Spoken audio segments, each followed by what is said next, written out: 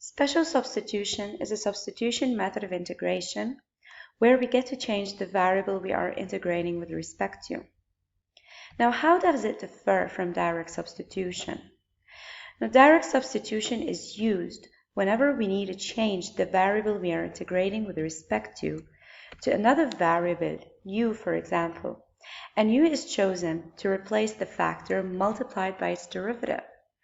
For example, looking at the given integral, we have the factor x squared plus 1 at the base of the power, and that factor is multiplied by 2x, and we know for a fact that 2x is the derivative of x squared plus 1. So in that case, we can use direct substitution by setting u equals to x squared plus 1, and the differential du is in fact equals to the derivative of x squared plus 1, which is 2x times dx. Now, making the proper substitutions, the integral would in fact be equals to u to the 5 times du. And that is, according to our table of integrals, equals to 1 over 6 u to the 6 plus the integration constant k. And now replacing back u by its expression in terms of x, we end up with 1 over 6 into x squared plus 1 to the 6 plus k as an antiderivative of the given function. However, in the case of special substitution, if we are given, for example, the integral of the square root of 1 minus x squared times dx, if we decided to go by direct substitution and set u equals to 1 minus x squared, the differential of the function u is, in this case, negative 2x times dx. Now, that would not work because of the fact that negative 2x is not within the integrand multiplying dx. So, in the case of special substitution, instead of taking u as a function of x and look for its derivative within the integrand multiplying dx, what we do in fact is set x as a function of the new variable u. So going back to the integrand is the square root of 1 minus x squared. And at this point, I'm not capable of integrating because of the square root. So in order to integrate, I need to think of a way to get rid of that square root. So I need to find a way to write its radicand as a perfect square. And since its radicand is in the form 1 minus a perfect square, I need to find an identity that would in fact give me 1 minus a perfect square equal to a perfect square in order to eventually get rid of that radical. Now that in fact reminds me of the trigonometric identity.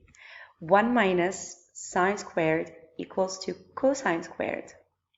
Or we could in fact go for 1 minus cosine squared equals to sine squared. We could go with either one. So over here, in fact, in order to be able to use that identity, I need to set x equals to sine theta. So x, my original variable, is now written in terms of the new variable, which I decided to call theta. So finding the differential of the function x dx, the derivative of sine theta with respect to theta is cosine theta times d theta. Now, making the proper substitutions, I replace x by sine theta and I replace dx by cosine theta d theta. And this is the integral I end up with. Now 1 minus sine squared inside the square root is in fact equals to cosine squared. And the square root of cosine squared is cosine theta. So I end up with the integral of cosine theta times cosine theta, which is cosine squared. Now I linearize cosine squared in order to be able to integrate it using the double angle identity.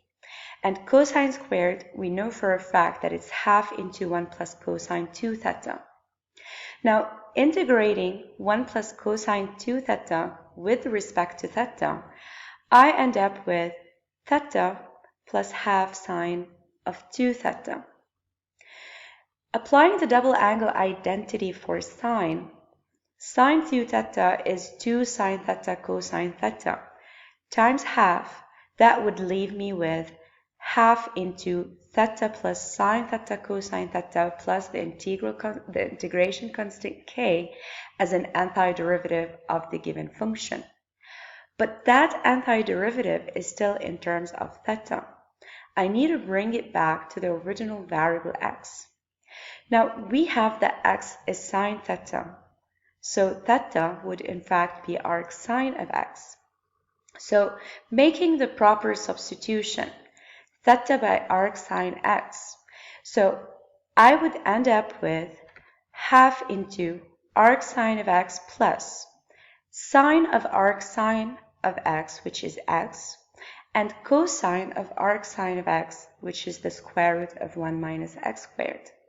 And that is, finally, antiderivative of the given function in terms of x.